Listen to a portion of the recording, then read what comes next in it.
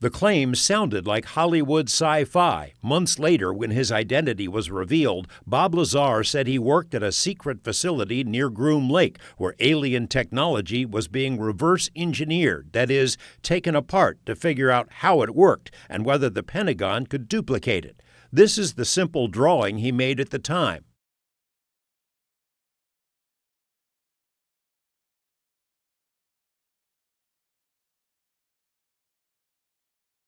The premise seems less preposterous now. In a new documentary about Lazar, he describes in detail the spacecraft he worked on 30 years ago.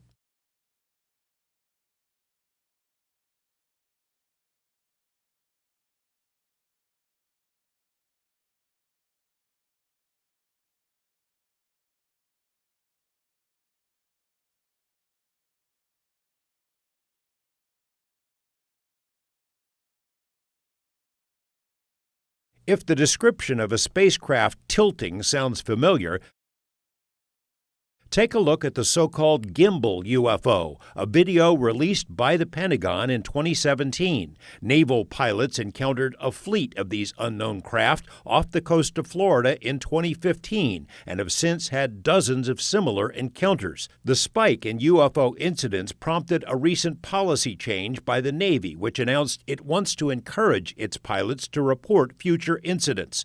Pentagon officials reluctantly admitted to the New York Times 17 months ago that the military has secretly studied UFO incidents, in part so it might figure out the technology. In the gimbal video, there's a mechanistic turn against the wind without deceleration.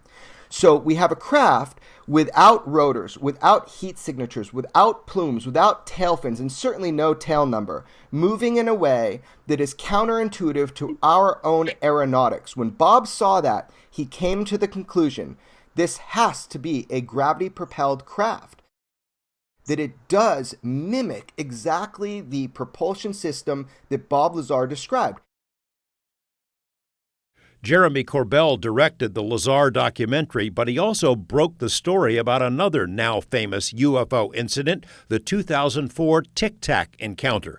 The Navy pilot who engaged the Tic Tac, Black Aces commander Dave Fravor, has said he doesn't believe the astonishing craft was made on Earth, that the propulsion might be anti-gravity. When Lazar was shown the Tic Tac video for the first time, it immediately reminded him of the Sport model, his name for the craft stashed in the desert. There's no question in my mind. I mean, I'm virtually certain that's the way the craft operated, and that uses close to or the exact same propulsion system. Former Pentagon intelligence officer Lou Elizondo was in charge of ATIP, the secret Pentagon study. He told us one goal of the project was to determine the physics of UFOs, how they can achieve the seemingly impossible. The military came to believe the craft relied on special metamaterials, stuff that can't be made with known technology. Lazar made similar claims decades ago and was ridiculed. Now the Pentagon is on the same page. Where the study of UFOs did not end in 1969 with Project Blue Book. In fact, that was a lie, and it is now an admitted lie by our own Pentagon. We are living in a world where it is understood that there are craft technologically advanced from unknown origin that are performing maneuvers that far exceed anything of human technology. This has been going on a long time, and our government has been studying it. George Knapp, 8 News Now.